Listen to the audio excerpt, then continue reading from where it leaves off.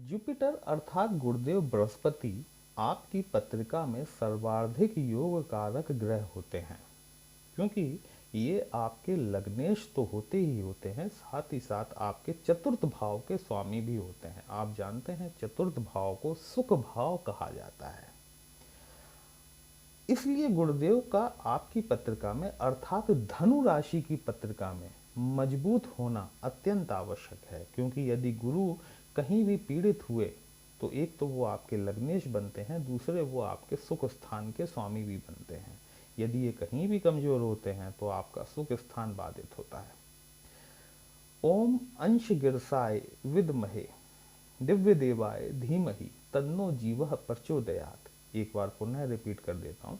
ओम अंश गिरसाय विद्महे दिव्य देवाय धीमहि तन्नो जीवः प्रचोदयात्। ये बृहस्पति का गायत्री मंत्र है। बृहस्पतिवार के दिन से आप इसका जाप शुरू करें। यदि आप कोई आसान मंत्र चाहते हैं तो ओम ग्राम ग्रीम ग्रौम स गुरुवे नमः, इस मंत्र का प्रतिदिन कम से कम 108 बार रुद्राक्ष की माला से जाप करेंगे। आपका जुपिटर मजबूत होगा। आपका जुपिटर मजबूत होगा तो आपके सुख में बढ़ोतरी होगी। आपके अन्य सारी अपेक्षाओं में जो कि आप जिंदगी से रखते हैं, आपको लाभ देखने के लिए मिलेगा। नमस्कार दोस्तों, कैसे हैं आप सभी। मैं आपका ज्योतिष मित्र श्लोक वर्मा आपके अपने चैनल श्री हनुमंत कृपा में आपका हार्दिक स्वागत करता हूं, अभिनंदन करता हूं। साथ ही अपने बड़े भैया श्री हनुमान जी से करबद्ध निवेदन करता हूं कि वे अपने हनुमत कृपा परिवार के सभी सदस्यों को, नए जुड़ने वाले सभी सदस्यों को सुख समृद्धि प्रदान करें, उन्हें उनके कार्यों में आशातीत सफलता प्रदान करें। दोस्तों, आज हम बात करने वाले हैं कि धनु राशि के जातकों के लिए वर्ष 2025 का दूसरा माह फरवरी 2025 किस प्रकार का जाने वाला है। ये प्लैनेट्स आपके लिए कुछ नया करने वाले हैं या कि वही घिसा पिटा रोना जो हर माह आप सुनते चले आ रहे हैं और हम सुनाते चले आ रहे हैं। ठीक है, यहाँ जो है ये जहाँ ये जो 9 लिखा हुआ है ना, ये आपकी चंद्र राशि धनु राशि होती है। आप आगे बढ़ने से पहले एक बार आपके प्लैनेट्स की पुनरावलोकन कर लेते हैं कि कौन सा प्लैनेट कहाँ बैठा हुआ है। देखिए, 4 बड़े प्लैनेट जो होते हैं ना, वो शनि महाराज आपके 3rd हाउस में बैठे हुए हैं, राहु आपके 4थे भाव में बैठे हुए हैं, गुरु आपके 6th हाउस में बैठे हुए हैं और केतु आपके 10th भाव में बैठे हुए हैं। ये चारों प्लैनेट जो है पिछले कई समय से लगातार यहीं बैठे हुए हैं। शनि 2.5 साल से, राहु केतु 18 माह से और गुरु लगभग 10 माह होने जा रहे हैं। ये प्लैनेट्स के अलावा देखिए, जो सूर्य देव होते हैं ना, सूर्य महाराज आपके 5th भाव के भाग्य भाव के स्वामी होते हैं। बुध आपके 7th भाव के साथ साथ आपके कर्म क्षेत्र के भी स्वामी होते हैं। ठीक है, मंगल देव आपके 5th भाव के साथ आपके 12वें भाव के स्वामी भी होते हैं। वहीं शुक्र महाराज जो होते हैं ना, वीनस, ये आपके 11 भाव के स्वामी होते हैं, साथ ही साथ आपके 6वें घर के स्वामी भी होते हैं। अब ये प्लैनेट जो है, ये प्लैनेट का गोचर लगातार होता रहता है।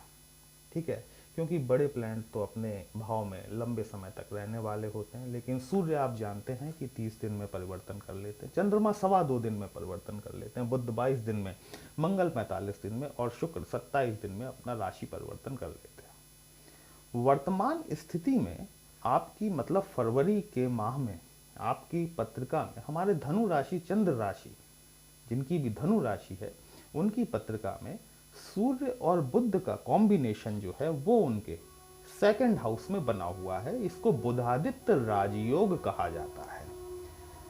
अब ये बुधादित्य राजयोग आपको किस प्रकार से फल देगा, बात समझिएगा कि आपके धन भाव में आपका भाग्येश बैठा हुआ है और किसके साथ बैठा हुआ है, आपके 7th भाव के स्वामी के साथ और आपके कर्म क्षेत्र के स्वामी के साथ में आपका भाग्य भाव का स्वामी आपके धन भाव में गोचर कर रहा है।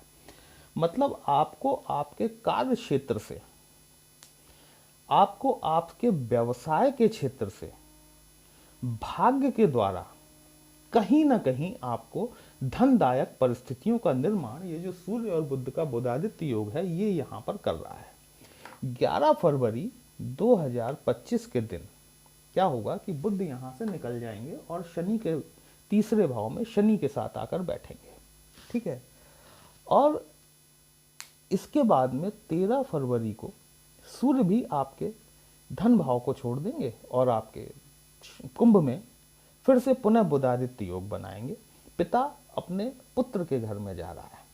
कुंभ में सूर्य का गोचर इस बार बहुत अच्छा है और लगभग सभी राशियों के लिए इसका परिणाम बहुत अच्छा निकलने वाला है, क्योंकि सूर्य जैसा क्रूर ग्रह, क्रूअल प्लैनेट 3, 6, 10, 11 ये आप जानते हैं, ये हमारी पत्रिका के उपचय भाव होते हैं। इसमें जब भी कोई क्रूर ग्रह या पाप ग्रह आकर बैठता है तो वो निश्चित तौर पर हमें और आपको शुभ फल देने वाला होता है, ठीक है। तो ये जो बुधादित्य योग भंग होगा ना, ये पुनः बनेगा। और जब थर्ड हाउस में कोई प्लैनेट बैठता है आके, तो उसकी सीधी सीधी दृष्टि जो होती है वो अपने भाग्य भाव पर होती है। सूर्य चूंकि आपके भाग्येश हैं, आपके भाग्य भाव के मालिक हैं। आप जानते हैं कि नवम भाव जो होता है वो आपका भाग्य भाव होता है। यहाँ से आपकी विदेश यात्राएं देखी जाती हैं। ये पिता का भी भाव होता है और जो है कि आपके ज्ञान का भी भाव होता है, पुण्य का भी भाव होता है। साथ ही साथ तृतीय भाव जो होता है ये आपके छोटे भाई बहनों से संबंधित होता है, आपकी छोटी यात्राओं से संबंधित होता है।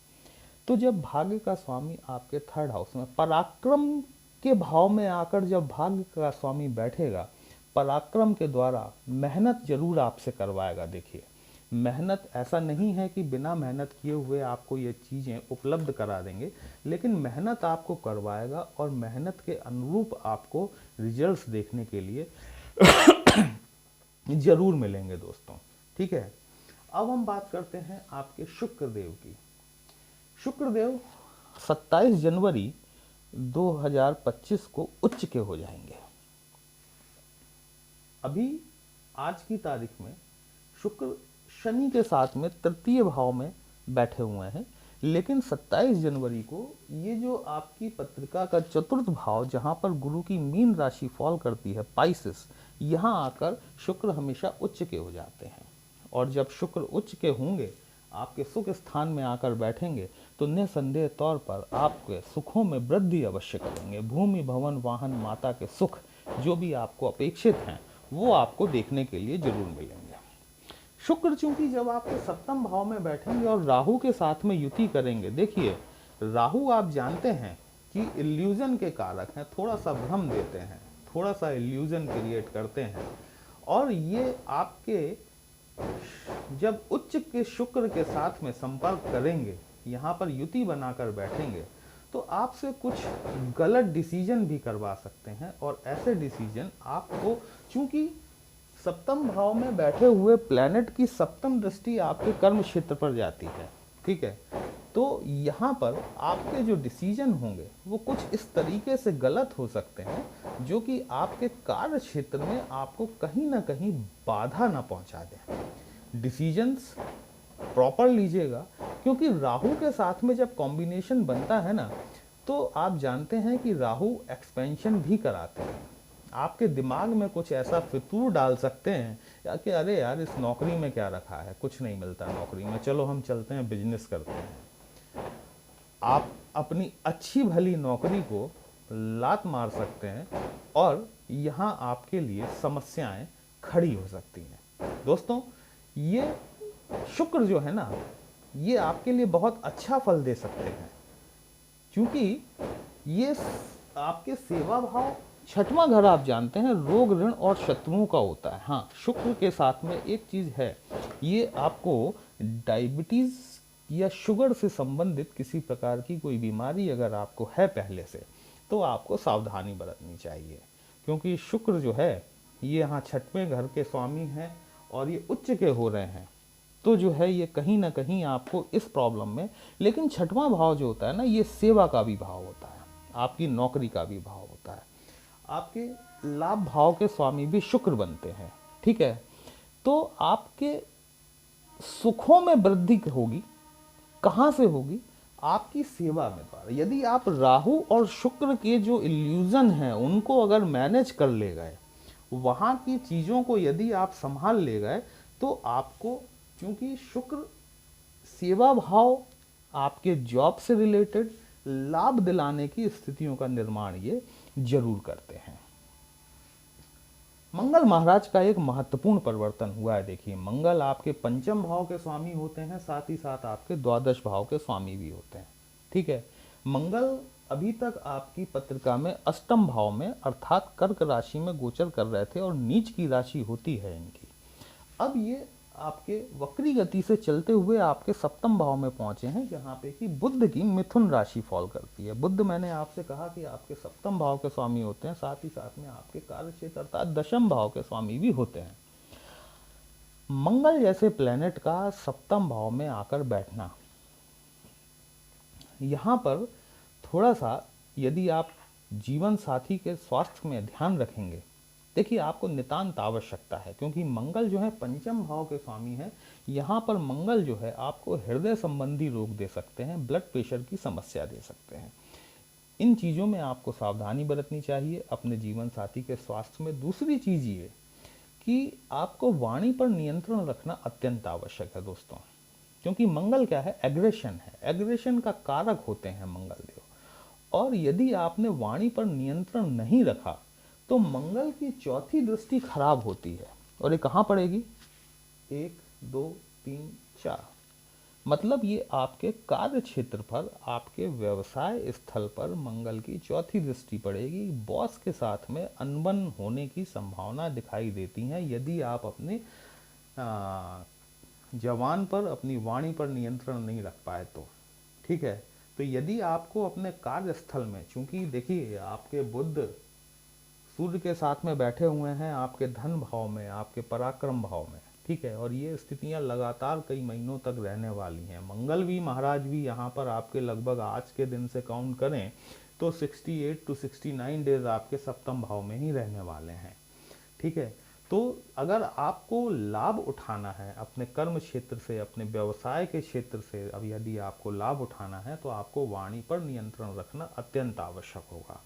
अन्यथा क्या होगा कि सप्तम भाव में बैठा हुआ मंगल आपके जीवन साथी के स्वास्थ्य को खराब कर सकता है, उनका बीपी बढ़ा सकता है। आप यदि किसी व्यवसाय में हैं तो आपके पार्टनर्स के साथ में आपके इश्यू क्रिएट करा सकता है, वहीं आपके बॉस के साथ में नोक झोंक की स्थितियों का निर्माण होगा, और यदि ऐसा होता है तो कहीं ना कहीं आपके जॉब पर प्रॉब्लम आ सकती है। इस चीज़ को थोड़ा सा समझिएगा, बैलेंस करके चलिएगा, फायदा उठाइए, सूर्य का फायदा उठाइए, बुध का फायदा उठाइए। हाँ, सबसे महत्वपूर्ण परिवर्तन जो कि 4 फरवरी 2025 को होने वाला है, गुरुदेव बृहस्पति जो कि आपके छठवें घर में गोचर कर रहे हैं। मैंने आपसे कहा था, आपको याद होगा शायद किसी वीडियो में, जब गुरु वक्री होने वाले थे, मैंने आपसे कहा था कि पुखराज उतार दीजिएगा। हमारी एक व्यूअर हैं जो मुझसे लगातार 2-3 बार पूछ चुकी हैं कि सर पुखराज पहन लूँ क्या। मैं उनसे कहना चाहता हूँ कि बहन 5 फरवरी को आप वो पुखराज पहन लीजिएगा। ठीक है, यहाँ पर गुरु जो है मार्गी हो जाएंगे 4 फरवरी को, और आपके सप्तम भाव की तरफ बढ़ना शुरू कर देंगे। धीमे धीमे आपको डे बाय डे आपको चेंजेस मिलना शुरू होंगे, और गुरु जब सप्तम भाव की तरफ गोचर करेंगे, सप्तम भाव आप जानते हैं जीवन साथी से संबंधित होता है, व्यापार व्यवसाय से संबंधित होता है। ये आपके जीवन में किस प्रकार का परिवर्तन लाएगा, इस पर हम एक सेपरेट वीडियो लेकर आएंगे आपके लिए। ये वीडियो आपको कैसा लगा? यदि कहीं भी आपको अच्छा लगा हो, आप कमेंट बॉक्स में जय श्री राम लिखेंगे, आपको भी अच्छा लगेगा, हमें भी अच्छा लगेगा आपके लिए इस तरह के विश्लेषण लेकर आने के लिए। चलिए फिर मिलते हैं, तब तक के लिए जय श्री राम।